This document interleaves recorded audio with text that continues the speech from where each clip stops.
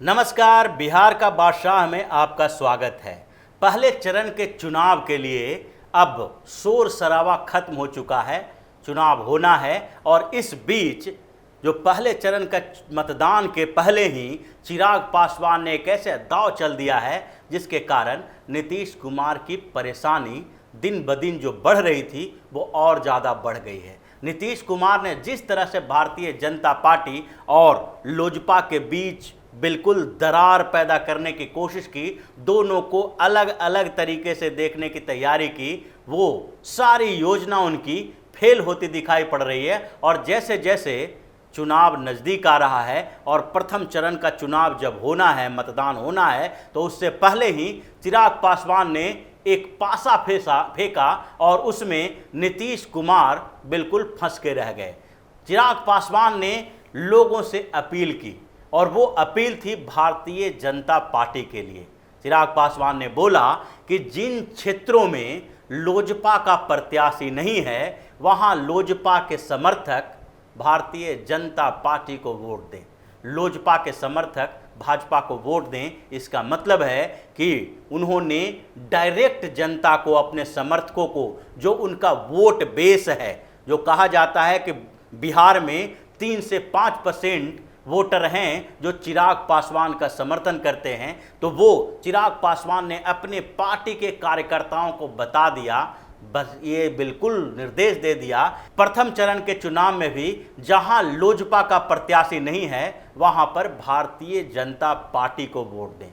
जबकि दूसरी तरफ वो नीतीश कुमार के खिलाफ जोरदार हमला कर रहे हैं। नीतीश कुमार के खिलाफ वो तेजस्वी यादव से ज़्यादा बड़ा हमला कर रहे हैं और नीतीश कुमार इसको लेकर काफ़ी परेशान हैं। पिछले दिनों जो उन्होंने नीतीश कुमार की सरकार की बुराई शुरू की थी उसे अब अंतिम दौर में ख़त्म करने की तैयारी कर ली है। और जब चिराग पासवान ने उनकी सबसे बड़ी योजना, जो 7 निश्चय योजना कहा जाता है, जिसे नीतीश कुमार का एक बड़ा एजेंडा, एक बड़ा सपना बताया जा रहा था, उस योजना के ऊपर सवाल खड़े कर दिए। और उस सवाल के साथ साथ उन्होंने वही बात की जो कोई घोर विपक्षी पार्टी का नेता कहता है। और चिराग पासवान ने कहा अपनी रैली में कि अगर लोजपा की सरकार बनती है तो 7 निश्चय के घोटालों को उजागर किया जाएगा। और वो घोटाले सिर्फ नीचे के स्तर पर उजागर नहीं किए जाएंगे, यानी नल बनाने वाले, टंकी बनाने वाले, या फिर नल जल योजना के साथ साथ हरियाली योजना में जो घपले हुए हैं नीचे के स्तर पर, सिर्फ उसी को सज़ा नहीं मिलेगी, बल्कि इसमें मुख्यमंत्री नीतीश कुमार की भी जांच होगी, उनके भी करप्शन की जांच की जाएगी और नीतीश कुमार के जेल के पीछे भेजा जाएगा। ये चिराग पासवान का सबसे कड़ा और कठोर हमला था नीतीश कुमार के खिलाफ, जिसमें भारतीय जनता पार्टी के कुछ नेताओं ने चिराग पासवान से माफ़ी मांगने की बात कही, लेकिन उसका कोई ज़्यादा फर्क पड़ता नहीं है, क्योंकि ये निचले दर्जे के नेता हैं जो सिर्फ सांसद या विधायक हैं, जिनकी बातों की अहमियत भी उनके कद के अनुसार ही बहुत छोटा है।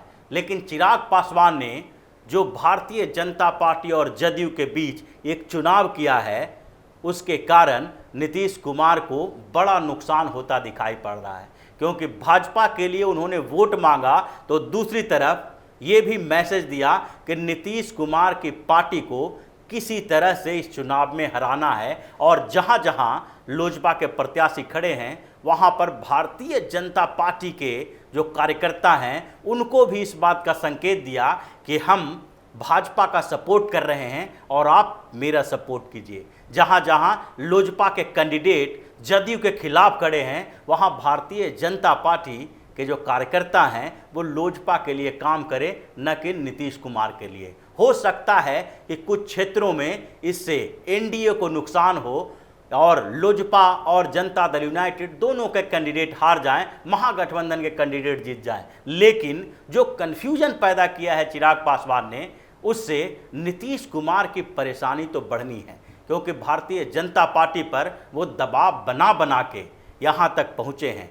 पहले तो चिराग पासवान की पार्टी ने जब एनडीए से अलग होने का ऐलान किया था तो उस समय तक भारतीय जनता पार्टी किसी भी तरह से लोजपा के ऊपर कोई हमला नहीं करती थी, लोजपा के बारे में कुछ नहीं बात करती थी। लेकिन बाद में नीतीश कुमार ने भारतीय जनता पार्टी के ऊपर दबाव बनाना शुरू कर दिया और भाजपा को मजबूरी में चिराग पासवान के खिलाफ बोलना पड़ा। राष्ट्रीय स्तर के जो भाजपा के नेता हैं, भाजपा के प्रवक्ता हैं, उन्होंने भी, जैसे जो संबित पात्रा और उसके साथ साथ केंद्रीय मंत्री प्रकाश जावड़ेकर ने भी भारतीय जनता पार्टी के तरफ से चिराग पासवान को ऐसी बात कही जिसके बाद ये लग रहा था कि भाजपा अब चिराग पासवान की बुराई करेगी। लेकिन ये चिराग पासवान के प्रति भाजपा का जो सॉफ्ट कॉर्नर था वो बना रहा और बाद में जब प्रधानमंत्री नरेंद्र मोदी ने पहले सेशन में जब 3 रैली की तो उस समय भी उन्होंने महागठबंधन विपक्ष की सारी पार्टियों के बारे में बोला।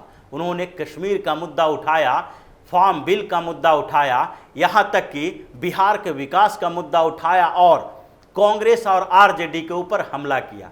कांग्रेस की सरकार और के समय जो स्थितियां थी उसको भी सामने लाया। कांग्रेस पार्टी जिस तरह से कश्मीर के मुद्दे पर राजनीति कर रही है, नागरिकता संशोधन कानून के ऊपर राजनीति कर रही है, ये सारे मुद्दे को उठाया। राष्ट्रीय स्तर से लेके बिहार के स्तर पर लालू यादव के शासन में जो बिहार के अंधकार का युग शुरू हो गया था उन मुद्दों को भी उठाया।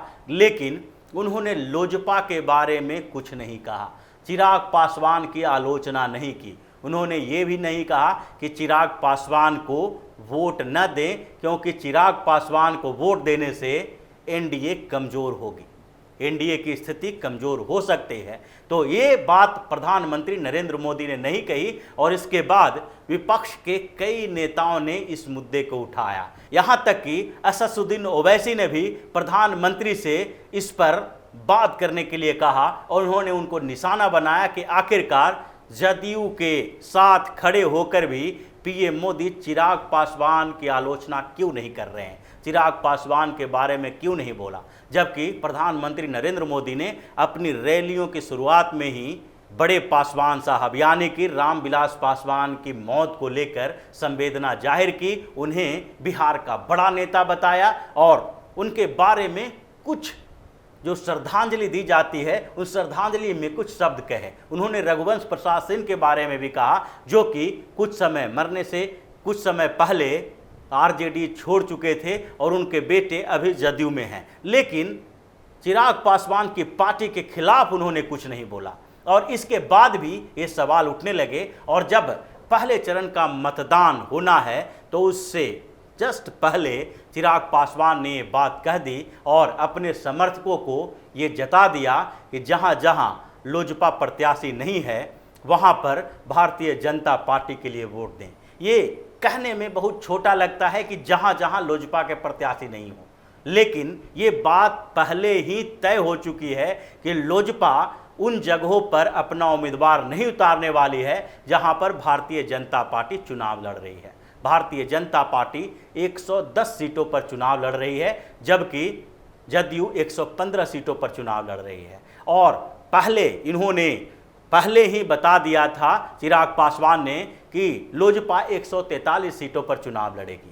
हालांकि उनको ये पता था कि भारतीय जनता पार्टी जहां जहां से चुनाव लड़ रही है उनके कुछ क्षेत्रों में लोजपा के प्रत्याशी भी उतारने होंगे, इसलिए उस समय तक उनको लग रहा था कि 100 सीट भाजपा और जदयू के बीच बटेगी और दूसरी पार्टियों के बीच जो सीटों का बंटवारा होगा उसमें से अन्य पार्टियों को वो सीटें दी जाएगी और इसलिए उन्होंने 100 सीटों को पहले अलग कर दिया था। लेकिन अभी भी स्थिति है कि 5-7 सीटों पर भाजपा और लोजपा दोनों एक साथ आमने सामने चुनाव लड़ रही है, लेकिन ज़्यादातर सीटें जो चिराग पासवान की पार्टी के हाथ में है वो सब जदयू के खिलाफ है और जो वीआईपी है उसके साथ साथ हम है, ये जो इनकी सहयोगी पार्टियां हैं उसके खिलाफ है। अब भारतीय जनता पार्टी के पक्ष में चिराग पासवान ने वोट की मांग की है तो ये सामान्य स्तर पर कहा जा सकता है कि हर भारतीय जनता पार्टी के उम्मीदवार के लिए चिराग पासवान ने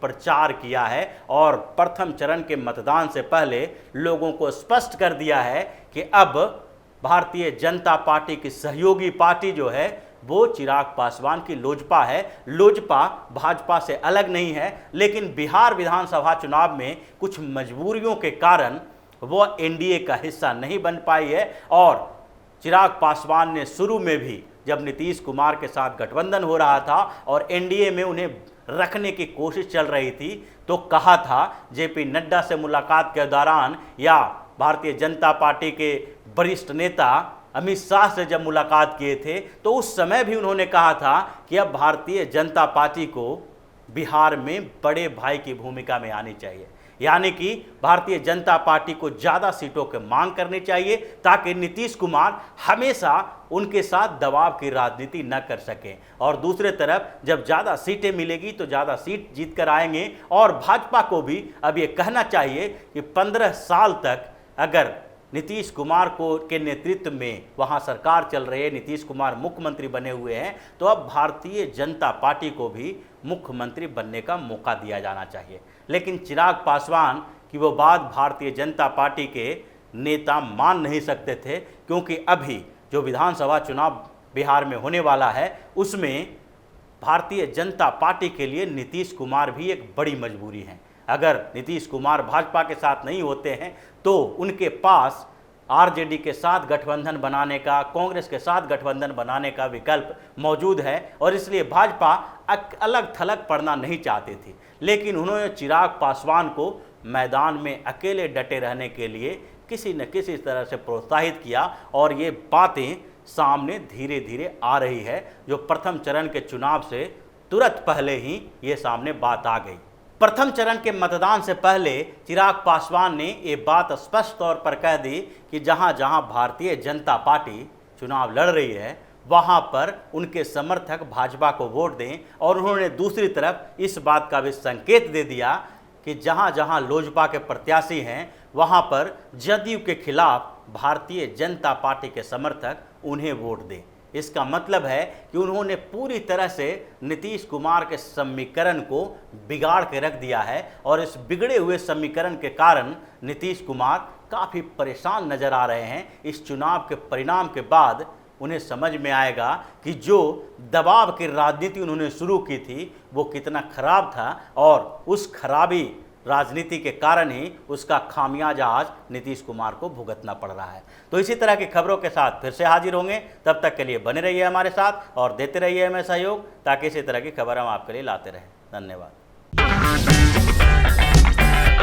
अगर आपको हमारा वीडियो पसंद आया हो तो इसे लाइक करें, हमारे चैनल को सब्सक्राइब करें और हाँ, बेल आइकन दबाना ना भूलें ताकि आप तक हमारे वीडियो की नोटिफिकेशन पहुंचती रहे।